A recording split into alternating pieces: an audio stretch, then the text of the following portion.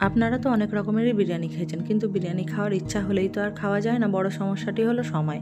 বিরিয়ানি বানাতে অনেক সময় লাগে, কিন্তু আজ আমি এমন একটি পদ্ধতি নিয়ে চলে এসেছি যার মাধ্যমে আপনি মাত্র কয়েক মিনিটের মধ্যেই বিরিয়ানি বানিয়ে ফেলতে পারবেন। এটি এতই সহজ পদ্ধতি যে আপনি টিফিনে আপনার সন্তান বা হাজব্যান্ডকে বানিয়ে দিতে পারবেন শত তাড়া থাকলেও। তাই এর নাম টিফিন বিরিয়ানি। এর নামেই আছে টিফিন, তাই টিফিন বা অফিসের লাঞ্চের কথা মাথায় রেখে মাংস এবং আলুগুলি আমরা বোনলেস এবং ছোট ছোট করে কেটে নেবো, যাতে শুধুমাত্র একটি স্পুনের সাহায্যেই খাওয়া হয়ে যায়। এই রান্নার অন্যতম পার্ট হচ্ছে ম্যারিনেশন। আপনাকে ম্যারিনেশনটা 4 থেকে 5 ঘন্টার জন্য করতে হবে। তাই সকালে যদি টিফিন বানান তাহলে আগের দিন রাতেই ম্যারিনেট করে ফ্রিজে রেখে দেবেন। এখানে মাংস আর আলু একসাথেই ম্যারিনেশন করব, তাই এর মধ্যে দিয়ে দিয়েছি 1 টেবিল স্পুন আদা রসুন বাটা, হাফ কাপ পেঁয়াজ কুচি, 1/4 কাপ টক দই, হাফ টেবিল স্পুন লঙ্কা গুঁড়ো এবং স্বাদ মতো নুন,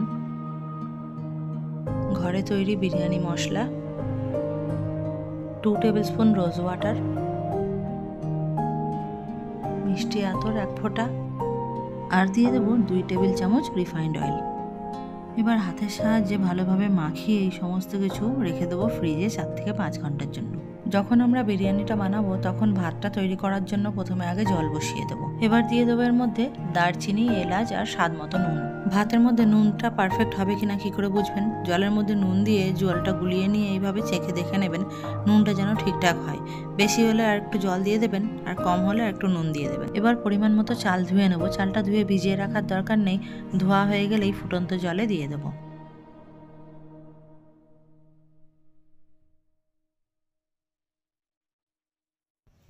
চালটা দেওয়া হয়ে গিয়েছে, ভাতটা এবারে ফুটতে থাক, তৈরি হতে থাক। ততক্ষণ আমরা মাংসটা বসিয়ে দেবো।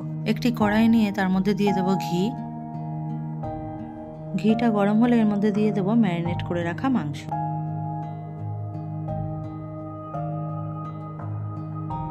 এবার ভালোভাবে নাড়াচাড়া করে চাপা দিয়ে রাখবো 5 মিনিট। 5 মিনিট পর ঢাকাটি সরিয়ে নাড়াচাড়া করে নেব। দেখুন কত জল বেরিয়েছে এর থেকে। এক্সট্রা করে কোনো জল দিয়ে এটা রান্না করতে লাগবে না, এই জলেতেই রান্নাটা হয়ে যাবে। তার জন্য কি করতে হবে, আমাদের 10 মিনিট একদম লো ফ্লেমে চাপা দিয়ে রেখে দিতে হবে। 10 মিনিট পর জলটি পুরো শুকনো হয়ে গিয়েছে। যদিও জল থেকে যায় তাহলে গ্যাসের ফ্লেমটি হাই করে দিয়ে একটু নাড়াচাড়া করে জলটি পুরো শুকিয়ে নিতে হবে। মাংস, আলু সমস্ত কিছু গলে গিয়েছে। একই সঙ্গে ভাতও আমাদের তৈরি হয়ে গিয়েছে। এবারে ভাতটি জল ঝরিয়ে নেব।